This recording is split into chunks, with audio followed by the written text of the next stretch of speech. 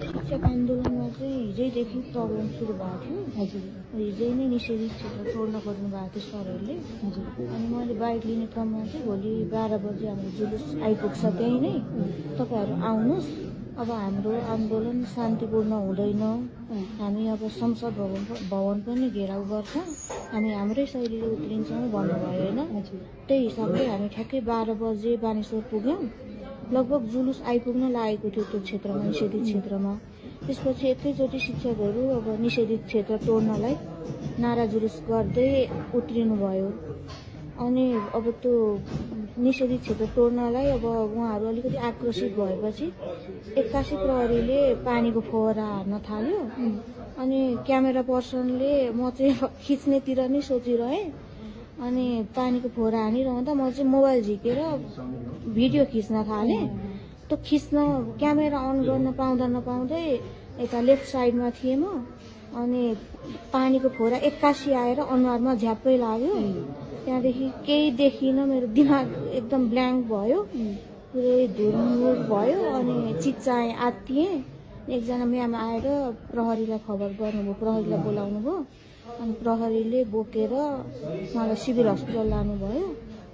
त्यति नै हो। त्यति बेलासम्म तपाईँ म प्रेस हो, पत्रकार हो भनेर त्यहाँ भन्नुभएको थियो थिएन? मैले पुलिसले गाडीमा चढाइसकेपछि, बोकेर लगेर गाडीमा चढाइसकेपछि 20तिर पुगेपछि प्राइम टेलिभिजनमा कल गरिदिनुहोस् भनेको थियो प्रहरीलाई चाहिँ।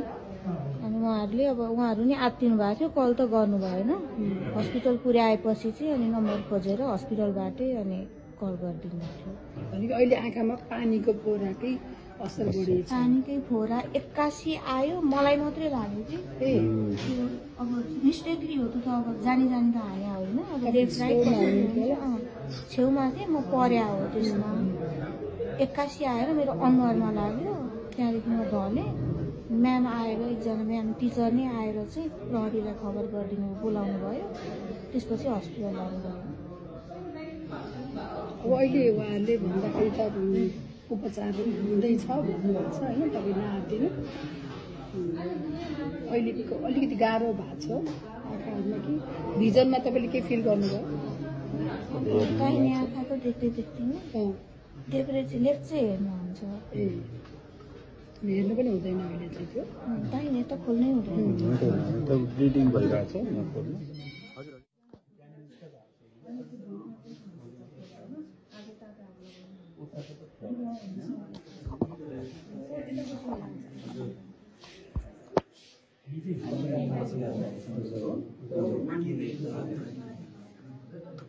अहिले हाम्रो दर्शकहरूले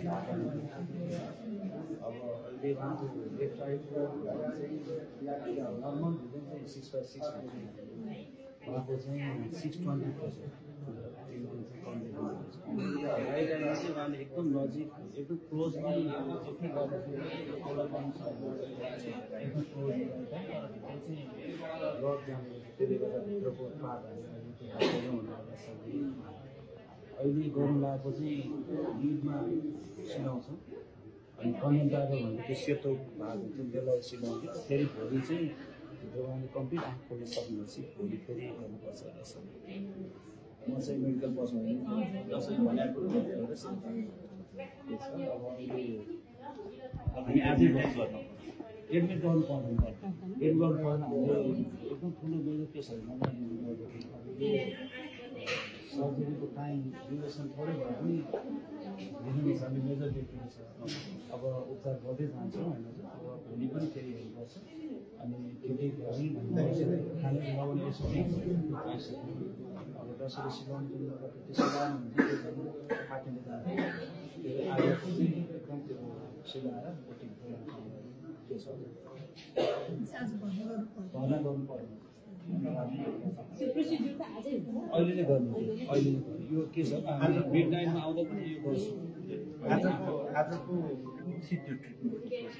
होइन, अब ओटी जाने, ओटी उहाँको ब्लडको टेस्ट आउँछ, रिपोर्ट आउँछ 5 दिनभित्र हो। त्यसपछि अब ब्लड दिएको पनि भइसकेको छ, रिपोर्ट आउँदैछ। त्यसपछि हामी ओटीको ड्रेस चेन्ज गराएर ओटीमा लगेर कसैले हेर्नुहुन्छ उहाँले प्याड गर्ने कि नगर्ने सिलाएर चाहिँ पाइन्छ। मेडिसिन चाहिँ आजबाटै सुरु भइसक्यो।